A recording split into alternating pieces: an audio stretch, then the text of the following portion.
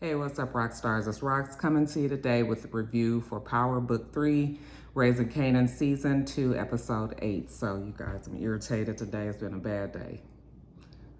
So many things have gone wrong today. I'm very irritated. I should have had this done, but work was a bitch.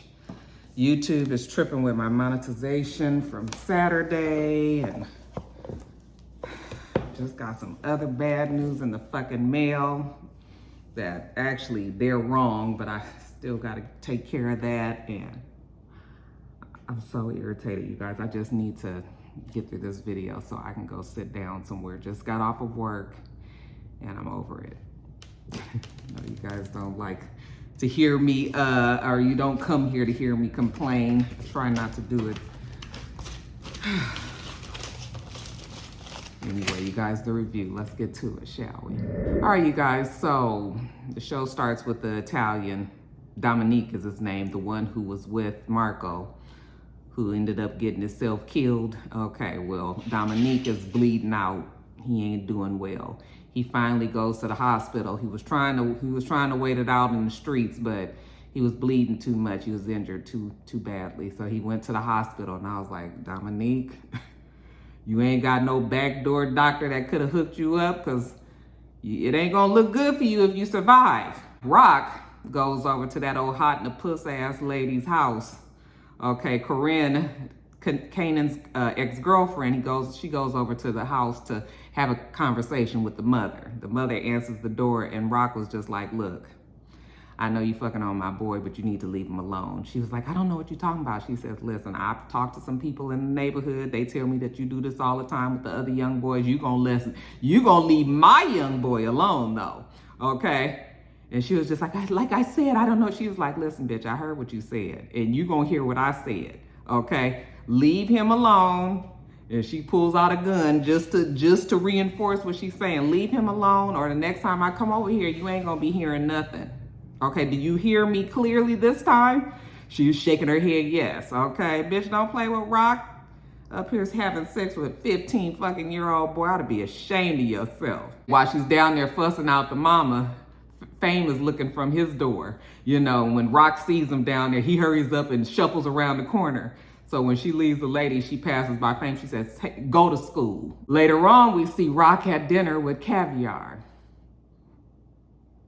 And of course, Caviar's Big Willie style, always got to be flexing. You know, they in a restaurant, he's eating and drinking, but he's also on the phone. It seems that his Maryland boy, you know, the one that was at the restaurant the other day that he had to give a black eye to, and Rock was trying to get him to come work for her. Okay, well, he's landed his ass in jail. And Caviar was like, you know what, I'm gonna let his ass sit in there and stew for a little while, because, you know, they be taking advantage of Caviar. They think that they supposed to be able to talk and do whatever they want, and I'm supposed to come to their rescue all the time. Okay, so yeah, he gonna sit in there and just let him wait. Now jumping over to Marvin. Marvin has found himself in quite a bit of trouble. Okay, Unique is trying to tell him, like, man, you fucked up hiring Marco to go and do that hit. Okay, now Marco then ended up dead, and he had somebody that was working with him, and ain't no telling what he could be saying. You know, Marvin was like, he probably over there dead somewhere too, and he was like, you know, like I know that if ain't nobody turned up, then you can't assume that the person is dead, okay? And if the person ain't dead, then you must believe that he's probably talking. Okay, so you in a world of trouble, my nigga. All right, and Marvin already knows that. So Marvin commences to calling around to the hospitals. He's trying to call around to the hospital, but he don't know the person's name. He don't even know for sure who the person is. He don't know the person's name, so he's calling around the hospitals to see if somebody else has come into the hospital, you know, that had been shot. Okay, well, what is his name? Well, I don't know his name. He's a friend of mine, though. He's a mostly white guy. They was like, mostly white? Oh, yeah, it's a mostly white guy that might have got shot. Okay, well, yeah, we don't know who you're talking about. And neither does Marvin, so that comes up fruitless. In the meantime, Sal tells Unique that he want to know who the fuck Marco was working with when he got shot. And Unique was like, well, I've always known Marco to beat to his own drum. You know, he don't usually take nobody with him if he gonna take a job, you know, outside of the family. And Sal was like, yeah, but they told me that somebody was working with him. There was another person there that got shot, which Unique already knew, but he was trying to buy Marvin a little time, okay? So Sal was like, I need you to find out who the fuck was working with Marco that night, okay? And Unique is just looking like this shit ain't good. So of course Sal is depressed. He's in mourning. He's at the you know, they're at the bar with the rest of his Italian friends, and you know, they kind of having drinks, you know, in honor of Marco and all. And then one of his boys comes in and tells him that they found out who was with Marco. Who was it? It was Dominique. He was like, take me to that cocksucker right now. Okay, Sal pissed. So they go see Dominique in the hospital. And of course, Dominique tells Sal what the job was. You know, Sal is very nice to him. Like, you know, who hired you guys to do this job? And, you know, Dominique was like, Sal, you know me, okay? I'm always gonna be loyal to you. If I would have known that this wasn't a job that you wanted Marco to do, then I wouldn't have got involved. And he was like, I know, son. Just tell me, who was it that hired you guys? Okay, it was that nigga bitch's brother, the one with the woolly hair on the top, all right? And Sal was just like, oh, okay. Dominique was like, I told you we should have killed that girl in the woods. And Sal was like, well, don't you worry about it, Dominique. We're gonna figure it out, okay? And then him and his boys leave. And as soon as he get outside that door, he said, I want that motherfucker dead before nightfall, okay? Go take care of him, all right? And you get a fucking meeting set up with the Queen of Queens. I need to talk to her by herself, okay? And I was like, oh shit. He looked at his boy that was in the woods with Brock and was like, maybe you should have killed her ass. And he was like, give me another chance, okay? So after Sal leaves, they go in there and they smother out old Dominique, okay? That's the end of that. And jumping over to Kanan. Kanan is sitting outside and all of a sudden his car comes swooping up all fast. He's looking at the car like, what the hell is that? And then he realizes that it is Scrap's mom, okay? He was like, oh, you Scrap's mom? Like, you can't just be pulling up on somebody like that. Like, you know better than that. Then he remembers that he's talking to an elder. He was like, yo, I'm sorry about what happened to Scrappy. And she was just like, I'm sorry too. Okay, she was like, basically, I need to know what your mom is doing about the fact that Scrappy is dead. She ain't even trying to look into who killed him. And Kanan was like, well, the police say that he shot himself, that it was suicide. And she was like, I know what the damn police said, and I know my son, and I know he ain't killed himself. And Kanan knows that Scrappy probably didn't kill himself either. So the mom was like, you know, why I got to be the one that's going all around town trying to find out what happened to Scrappy when Scrappy was your mom's #1 soldier and he worked for her and he did everything for her, and you mean to tell me she not trying to figure out what this is? Okay, you let your mama know that she needs to look into this, and if she don't, then I am, all right? And we already know that the mama working with the police, so we don't need no, y'all gonna have to figure out something for this mama. So he goes over to Fame's house. And when Fame comes to the door, he was like, nigga, you don't go to school no more? Okay, Fame was like, I'ma go, you know, you got homework and shit, I'ma do it, you know, kind of like that. And so Fame was like, man, your mom was over here earlier, and she was down at Corinne's mama's house. Your mom like scared the shit out of her, basically pulled a gun on her and told her to leave you alone. If she fucked you again, she was gonna blow her head off. Okay, he was like, my damn mother. So he leaves from there and he goes down the hall, knocks on the door. Corinne was like, not Corinne, the mama. I forgot what her name is, but she was like, I can't talk to you, Kanan. He was like, open the door. And she was like, your mom came by here. She told me to leave you the fuck alone. And he was just like, let me talk to you. You know, he trying to get the door open. She was like, listen, I already knew who you were when I stepped to you. Okay. But I didn't know that your mama was on that kind of time. Bitch ain't trying to die around here. I want to live. So I'm going to have to leave you alone. Go away, Kanan. He knocking on that door crazy. I was like, ain't something to be said for that old 35, 38-year-old puss, huh?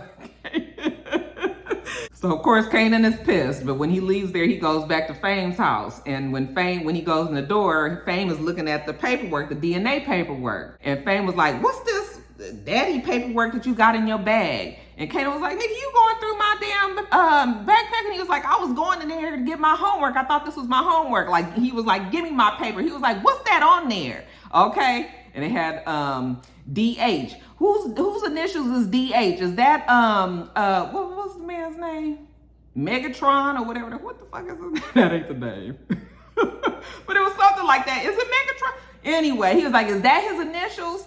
And Kanan was just sort of like, don't worry about it, kind of brushing it off. But at least we know now that somebody else is a little, might, if fame happens to put some shit together later on in time, then the news can get out that Kanan is actually Detective Howard's, not DH, MH. Because what's his name? Marvin? Not Marvin. Child, it don't even matter. Creepy Daddy. Okay? It could get out that Creepy Daddy is his father. All right? But Kanan just brushes fame off. Now we see Rock. Rock is on the phone in her car. And she's making a call up to Maryland, okay? Seems that she is about to bail Caviar's boy out of jail, okay? Gonna do him a solid. And that way he probably gonna end up working for her, okay? She's trying to expand, remember? But she has to hurry up and go because Kanan is coming out and she's about to show him the house that she just bought him, okay? So she was like, oh, you done caught the bus out here? Wasn't too bad, huh? He was just looking like, yeah, ain't nobody trying to be riding no bus all the way out here. And she was like, look at the house. Okay, it's all ours. And he was just like, oh, that's all yours. All right. Southside is fine enough for me. Okay, this your house, not mine. And she was just like, no, it's ours. It's going to be ours. Come on, let's go inside. So she's all excited. And, Kanan got an attitude. Why you say what you said to Corinne's mother?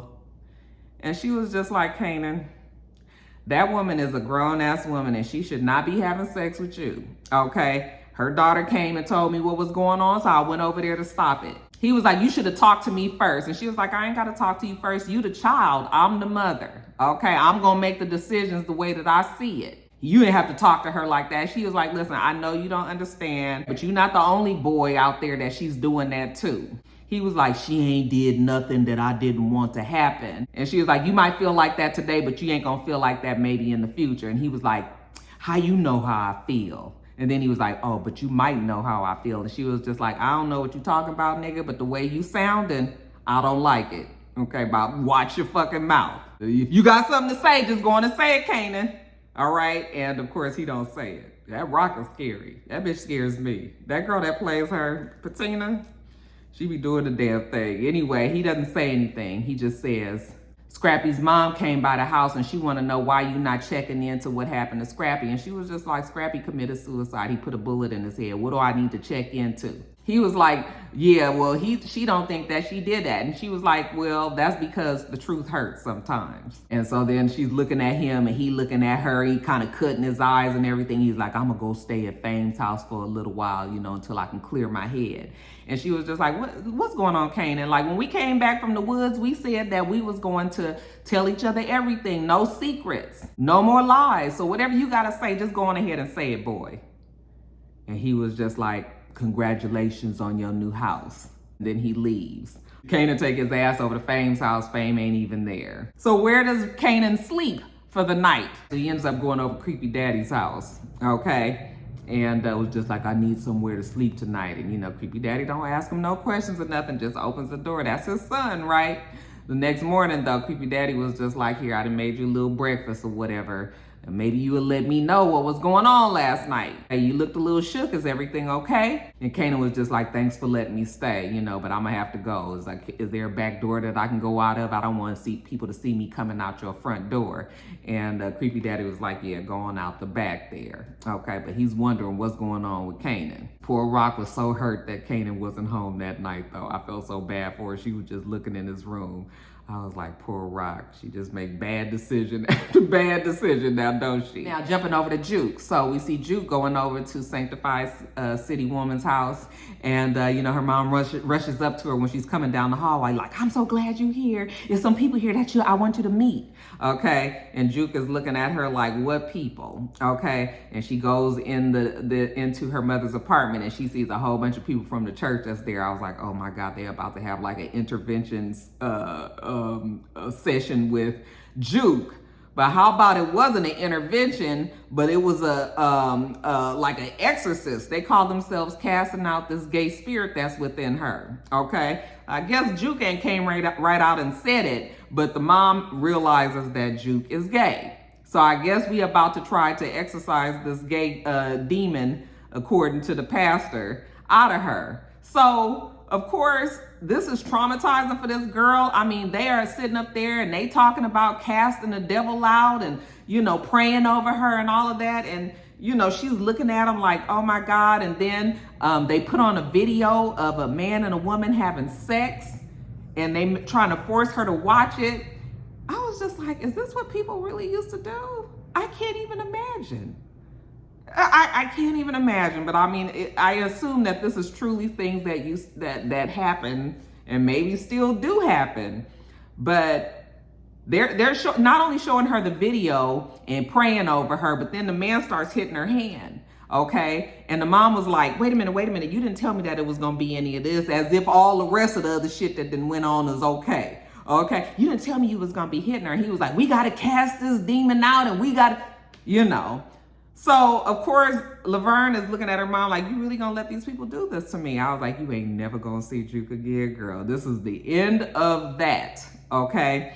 So I felt so bad for Juke because she looked extremely traumatized. Like this, she just did not expect any of this to happen. So she leaves from her mom's house, goes back to Kanan's. She's on the side of the house and she is burning the clothes that her mom has given her. Now, Marvin just happened to be pulling up at the same time that she's doing that. So he kind of walks up on her and he was like, what are you doing? And she was just like, I'm burning everything she ever gave me, okay?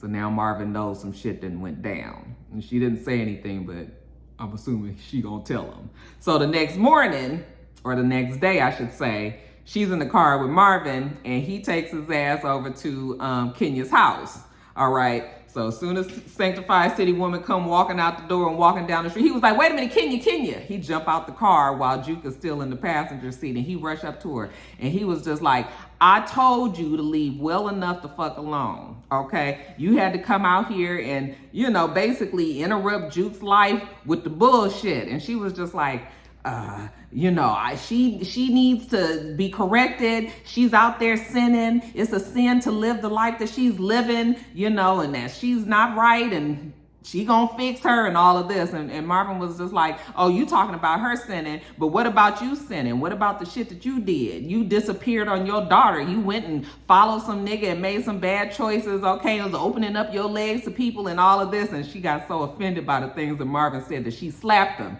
I said, uh-oh. Now, we know Marvin ain't got no problem hitting a woman, okay? So at least the old Marvin didn't. So Juke, as soon as she sees that, she knows that her dad is probably about to do something. She's like, Dad, no. Okay, so he stops himself. And she rushes out the car and she goes up to Sanctified City Woman. And she tells her that she is fine without her, that she never needed her and she not gonna never need her again. Like, you basically lose my number, bitch.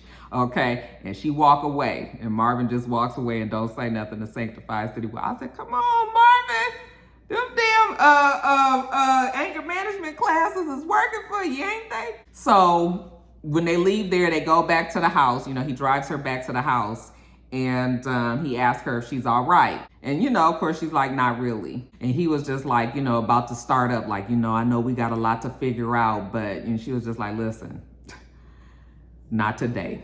Okay, it's been way too much shit today. All right, maybe in the future we're gonna be able to fix things. You know, she does open the door. She does offer the olive branch, but she was just like, but not today. I ain't even got the energy to be sitting up here having this conversation about anything that just happened. And he was just like, well, it just still meant the world to me just to hear you call me Dad. She was like, I gotta go.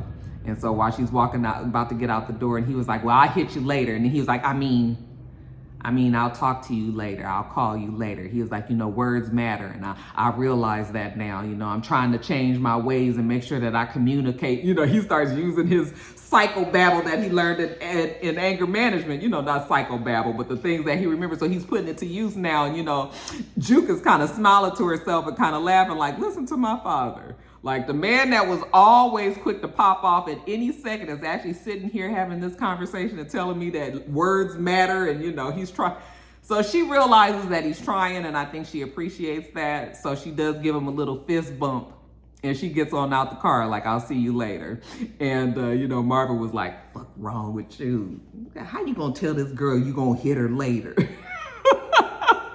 And Marvin is funny. So when she goes inside, she sees Kanan inside and he's packing his clothes. And she was like, that's a whole bunch of stuff that you pack in there. He was like, it could be a while. Cause right now he don't trust his mom. He was like, you know, he just don't know whether the lady is lying to him or not. He was like, but he thought about what Juke said and she was right. Like his mom should never have had him involved in the stuff that he was involved in and that shooting and all of that shit. And now he realizes that it's probably way deeper than what he thought originally, you know. And now, like he said, he can't tell if she lying to him or not. And Juke was like, Kanan, your mom loves you. He was like, well, I don't know. Okay, she do all this fucked up shit to all these people and all, you know, and then she claims that she's doing it all for me. But it don't feel like it's all for him. So, you know, he gonna have to leave. He gonna have to try to figure some shit out. So he's going to stay with Fame for a little while, you know. And she was just like, well, Fame lived like a fucking crackhead. Okay, it's disgusting over there. And if you insisting on going over there, then you need to take some extra draws because you don't even know how to wash your damn clothes. Now let's jump over to Lou. Lou and the girl, whatever her name is, Ziza, I think is her name. Him and Ziza go catch up with one of the DJs in New York. I guess that they had offered payola to, so he would play her music on the radio. Well, the man ain't played the song yet. So Lou and her go and catch up with him, and he was just like, "Hey, we paid you. When you gonna play the song?" You know, he started kind of brushing them off like, "I'm gonna pay it. I'm gonna play it. Just, you know, you gonna have to wait. You got to be patient." Okay, where's Crown? Crown is not around. Okay, you're gonna have to deal with me right now. He was like, oh, okay, well, I can work with you. That's fine too. Is this your new artist? Okay, maybe she wanna come upstairs and basically have sex with him. Okay, Lou was like, nigga, you think I'm playing with you? Okay, let me go on and hit you in the mouth real fast just to wake you up. So he hits him, the guy falls out. Lou gets them together and pulls out his gun and he puts it in the old boy's mouth. And he was just like, so like I said, you gonna play that song, right?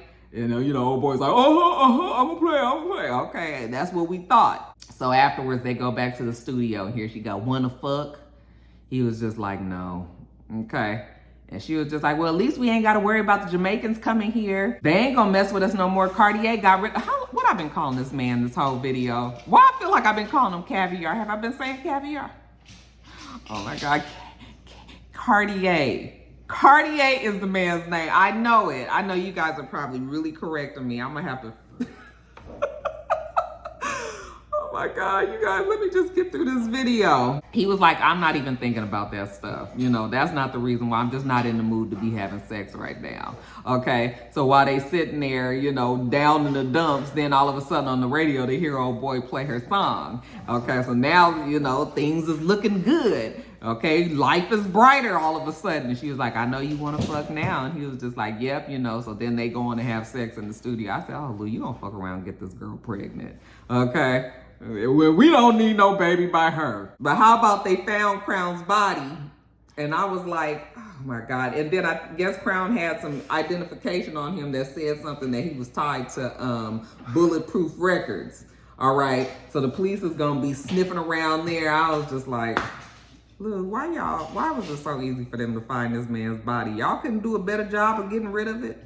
Now, jumping over to Creepy Daddy. So Creepy Daddy is at work. He goes and talks to the captain. And he was like, he need to talk to the captain about a girl, the detective who is in his business. She been reviewing my records. And he was just like, I don't really know what she reviewing them for. You know, I guess she called herself, you know, looking into the investigation of the shooting and everything. But you know, don't nobody want nobody snooping around in their old records. And the captain was just like, yeah, well, she is overzealous. And he was like, no, I've been around some overzealous people. That's not overzealousness, okay? That's fucking being nosy. And captain was just like, all right, well, I have a talk with her. But, you know, I got other shit that she done got herself mixed up in. Oh, really? Do tell, okay? Creepy daddy with his slick ass acting like he don't know what he about to say. He says, well, I got problems with, that girl, the white girl that OD'd up north or whatever it was. Now the parents is all over me, and now the father thinks that the detective has something to do with providing the drugs to the daughter. So I already got other shit that's going on, Creepy daddy was just like, oh, okay, I didn't know anything about that, even though we know he had a conversation with the daddy just last episode. I said, I guess I see Creepy daddy gonna work this abstractly, okay, get her in trouble that way. So later on, she's at her desk and Creepy daddy at his desk, and Captain was like, hey, detective, let me come talk to you for a second, okay? And she looks over at Creepy daddy like, any idea what this is about? He was like, no. All right, but I heard that they're not taking overtime anymore. Okay, so she goes in there, and honey, the captain, why all the captains on every TV show or movie, they always piss the fuck off? He was like, I thought I told you to mind your business and keep your nose to the ground. Okay, she was like, well, that's what I've been doing. He said, you ain't doing that if you investigating Creepy daddy. And then she was like, who told you that I was investigating? He was like, I got eyes all over this place, lady. You think you're going to be able to do something like that and get away with it? Absolutely not. Let me tell you something. This is your very last warning. Okay? And the big boss, everybody is watching you. So you better straighten up and fly right. And I'm talking about stepping very gingerly around here. Okay? And she was like, thank you, Captain. And she walks out. She goes back out there to Creepy daddy. She was like, well, it wasn't about overtime. And Creepy daddy is just kind of looking like, oh, okay. But it seems that the detective still has not learned her lesson, because Rock is seen in the grocery store, testing out the apples. She's about to buy something, some grocery for the house. And detective walks up on her. She starts asking her questions about Detective Howard. Were you his informant back in the 70s? I said, girl, you gonna fuck around and get yourself killed. Now, why are you asking this woman flat out in the middle of I guess she called herself catching Rock off guard. But you don't catch Rock off guard. That Rock is a hard-ass bitch, ain't she, Joe? Ooh-wee, she is a hard-ass bitch. I'm telling you, Rock scares me, and she's acting. Rock was like, you gonna have to go sell your bullshit somewhere else, because today all I'm buying is apples, lady. So get away from me. Now, later on, Rock goes and meets with Unique and Marvin and Lou, okay? And Rock was like, so what's Sal want to meet with me for? And Unique was like, ask your brother. And Marvin kind of coughs a little bit, and he was like, well, we don't really know for a fact that that's what he want to talk to you about. And Unique was like, nigga, yes we do. Okay, so Rock is looking over at Marvin. She was like, what the fuck you did? What you did? You fucked up something. What'd you do? Okay, so then he tells her how he had hired Marco to go and put the hit out on Tony. Okay, and now that Marco, which is also Sal's son, is dead. Okay, and she just looks and she just says, oh, hell no. Oh, no. She's just like, no. Okay, so she goes and meets with Sal in the bowling alley. Okay, Sal is by himself, Rock is by himself. All right, so she sits down next to him. He's eating and everything, and he has, they have some small talk. So he was just like talking about when he met his wife and all of that stuff. But then we get down to business. He was like, listen, Rock, your brother got to go. Now, Marco was a fuck up, but he was my son. What happened to him can't go unanswered. And so then Rock was just like, we not offering up Marvin because Marco was hired by Marvin.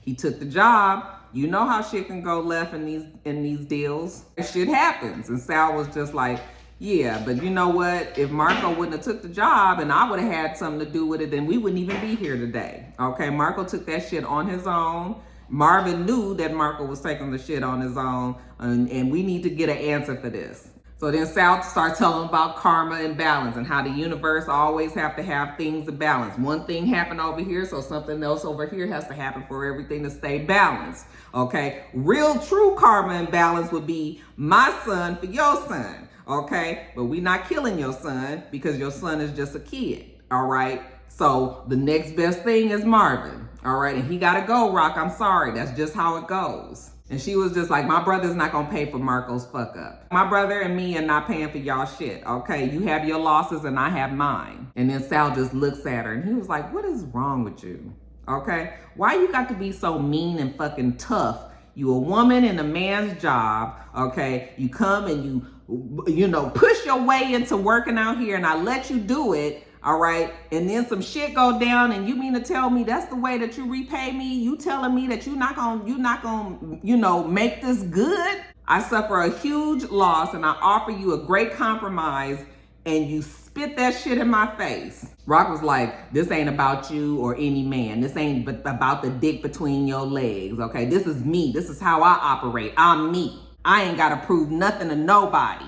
I make my own choices. I make my own decisions. My sympathy for your family. And she get up and she walk out. And he was like, and my sympathy for yours. I was like, Rock, I mean, I didn't want to see you offer up Marvin either, but you needed to have some sort of better plan than just saying hell no. Because it's about to be a war now. Well, it ain't gonna even be a war. They gonna find that nigga, they gonna kill him. And sure enough,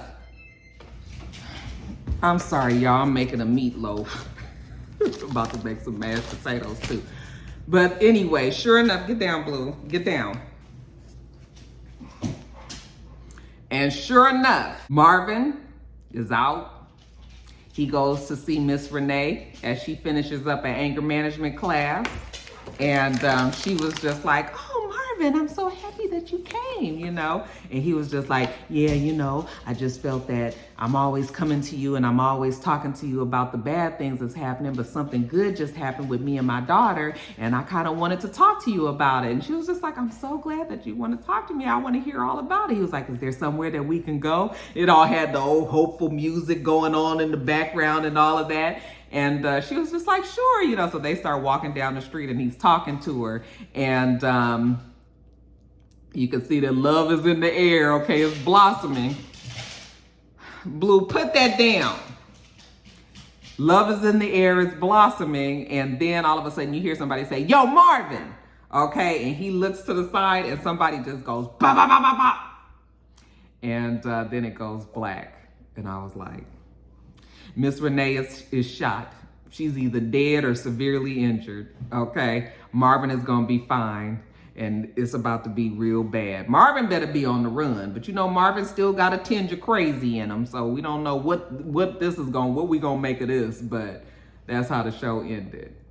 The show is really, really good. It's some great acting on there, I can tell you that. It's kind of a slow moving thing, but it's okay. I feel entertained. I feel the storyline, everything feels realistic. Nothing feels sensationalized, like nothing. I'm enjoying it. How about you guys? All right, you guys, let me get off of here because Blue got the damn pot holder and now I got to put in the dirty clothes. It's all in his old nasty dog mouth. Let me try to salvage the rest of my day. I'm gonna get this shit edited and up today. I don't care if it gets up at 10 o'clock tonight on Tuesday evening. It's going up tonight, you guys. Make sure that you rate, comment, and subscribe to the channel.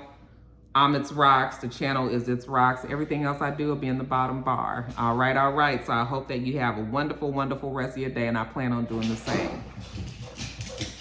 Until next time, rock stars. Bye.